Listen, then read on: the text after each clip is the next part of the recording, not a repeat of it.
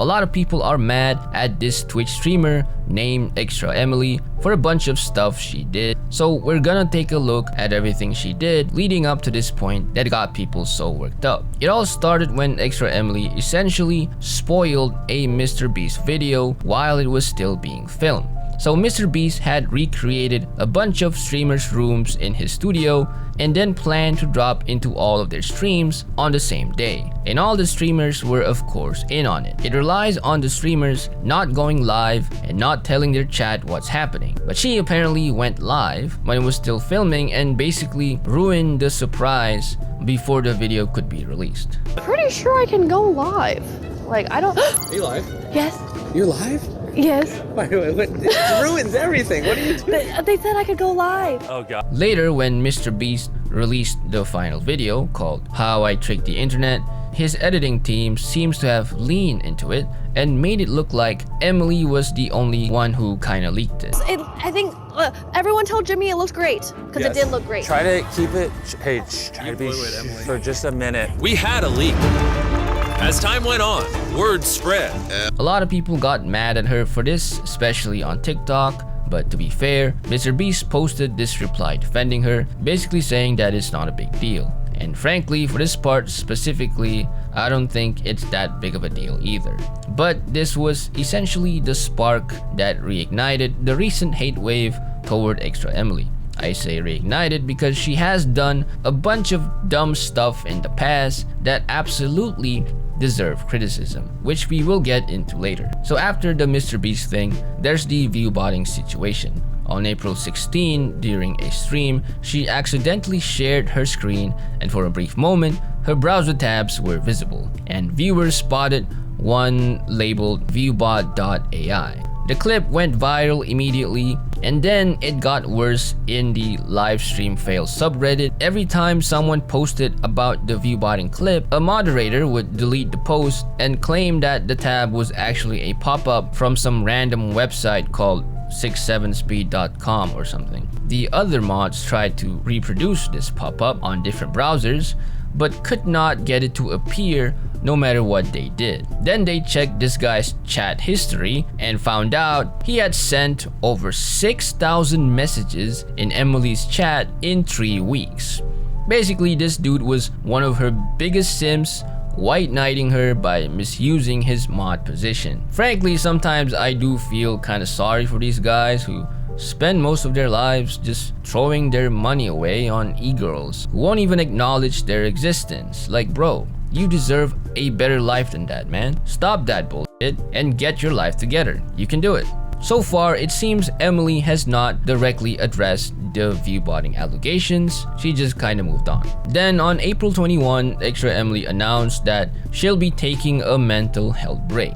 I will work on my mental health during my break and keep you guys updated on everything. But everything else, I'm gonna go dark. I'm gonna go dark on socials.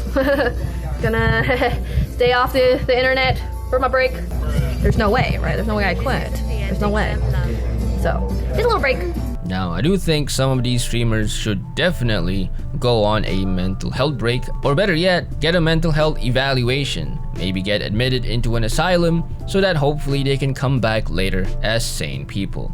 Now, many people viewed this specific break as a strategic disappearing act, conveniently timed to let the heat die down without having to actually answer for the Viewbotting thing. You know, classic Twitch move when caught in a scandal. And the timing absolutely did supercharge the dogpile, essentially, that people started to bring back her greatest hits. So ExtraEmily has a long history of behavior that a lot of people describe as reckless and entitled, which is why the recent MrBeast and Viewbotting backlash is hitting so hard. The general public frustration tends to come from two things. One, a perceived lack of accountability when she gets caught. Two, a kind of clueless little girl persona that a lot of people think she puts on to deflect criticism. Like, whoopsie whoopsie, did I run a red light? Tee-hee.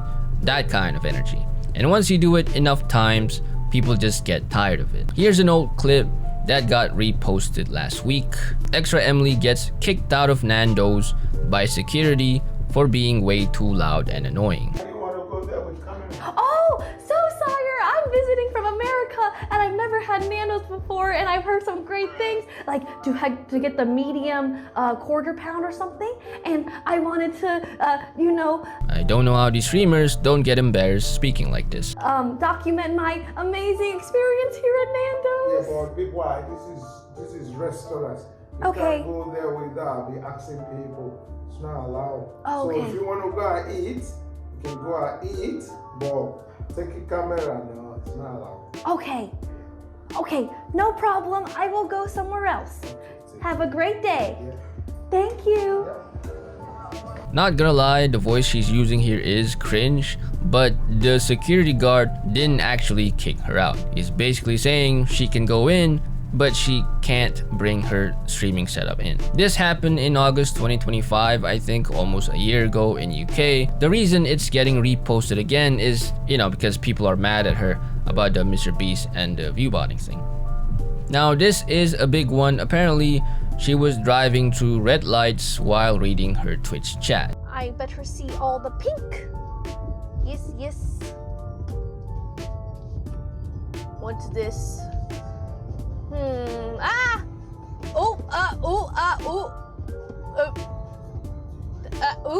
Okay, keep going.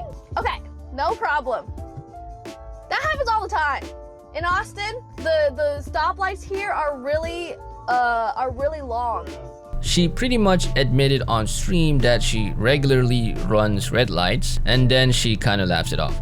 But this isn't the kind of thing you should be taking lightly, because reckless driving kills people. You can look up dashcam clips online where people get killed by someone running a red light. When a Twitch streamer with thousands of viewers, many of whom are probably young, broadcasts herself doing this and laughs it off as a quirky personality trait, it's just not good, man. Twitch banned her for it for 24 hours. Many viewers felt this was a really lenient punishment for putting actual lives at risk on stream. Meanwhile, some other streamers get banned for a week for doing less. And while she was banned, the official Twitch account apparently was still posting promotional content about her. They had to delete it after people pointed out they were actively promoting somebody who was banned for endangering public safety, which is just typical Twitch moment at this point. She also went viral for irresponsible behavior with a gun on stream.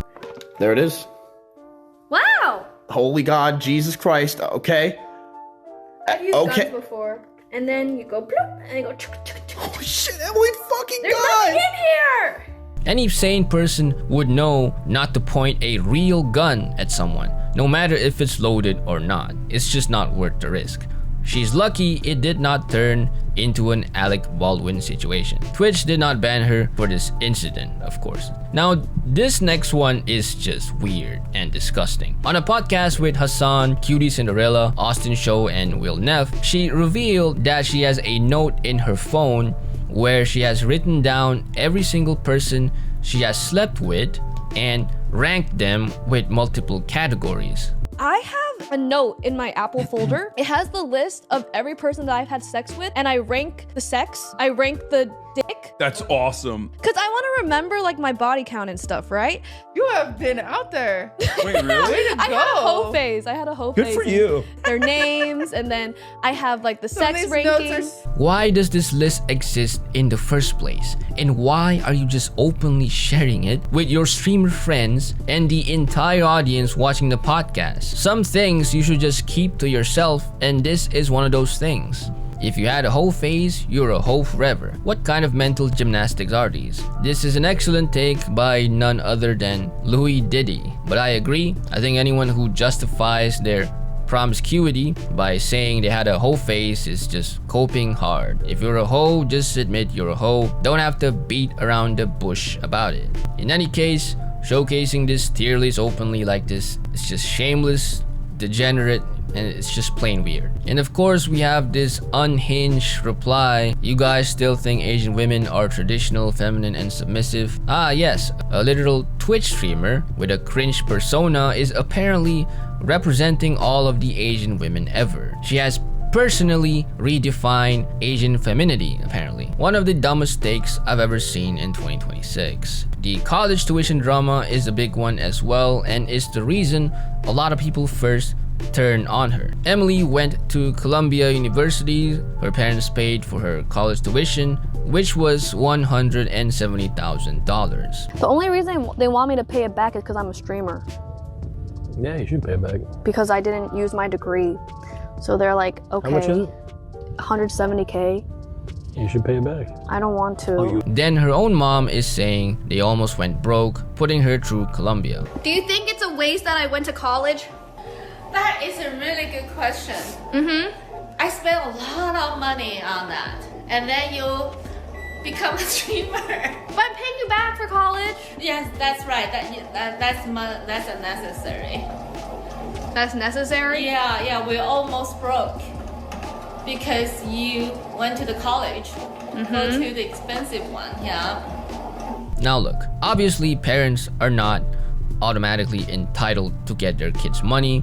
Everyone has different relationships, different situations we don't know about. Some people have legitimately understandable reasons not to pay anyone back, but ExtraEmily seems to have a perfectly good relationship with her parents from everything we can see in the videos. Like, if you are super well off, then why not help your parents out? Especially when the relationship is good and when you're pulling in more money than they will probably ever see in their lives. A lot of people's entire motivation for getting rich is to retire their parents, to help out their loved ones, family and friends who took care of them. That's like the dream for most people, including mine. It seems Emily already has that level of money, and her response was, I don't really feel like it. I think that would be your best gift towards your dad or your parents, to pay back your tuition.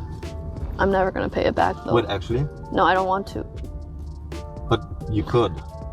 Yeah, but I'm not going Wait, do you to. have student loan? Then after her own chat turned on her, she changed her mind. January 6, 2025, she tweeted a screenshot of a wire transfer with a caption about how fortunate she is and how she never let her parents suffer. After more days of backlash and emotional live streams, she eventually announced that she had repaid the full amount, which is good. I think that's the right outcome. But it seems a lot of people haven't forgiven her because she only got there after the backlash. The whole tuition thing came back months later when ExtraEmily started issuing copyright takedowns against Twitter accounts who were sharing clips of the original argument. So now this is absolutely not the right move. This is like one of the biggest sins a creator can do, to be honest. You cannot defeat the Streisand Effect. The second you try to silence something, it gets like 10 times more attention than it would have on its own. After the DMCA, a tweet blew up to over 10,000 likes because everyone piled on once they found out she was trying to suppress it, and multiple commentary videos got made about it too. So Emily's response on Twitter was how the clips were drama baiting and out of context, and how Twitter has a hate boner for her. Maybe Twitter does have a hate boner for her. I mean, it is Twitter after all. Some of those people have permanent hate boners for everything, but weaponizing copyright law unfairly is not the best move here. This usually only makes everything worse. But anyway, that's the ExtraEmily situation. She is essentially facing the consequences of her own actions. Most of the time when she ends up in one of these scandals, it's because of what she chose to do. And I think the fix is pretty simple. Take accountability, stop acting recklessly, and just stop being a degenerate. But honestly, at this point, I think some of this is intentional because she has been on the internet long enough to know exactly how this stuff plays out. Every controversy gets her more attention and more videos like this one. There is a real possibility that this is just rage baiting at this point, and the whole mental health break routine is part of the cycle. I mean, she was apparently top of her class in high school and she went to Columbia. I don't think she's stupid, unless being a cringe streamer e-girl for so long has genuinely rotted her brain. So either she genuinely doesn't learn, or she's just rage baiting for clout. Anyway, like and subscribe, or ExtraEmily will be driving around your neighborhood for 2 weeks. Thanks for watching, and I'll see you around.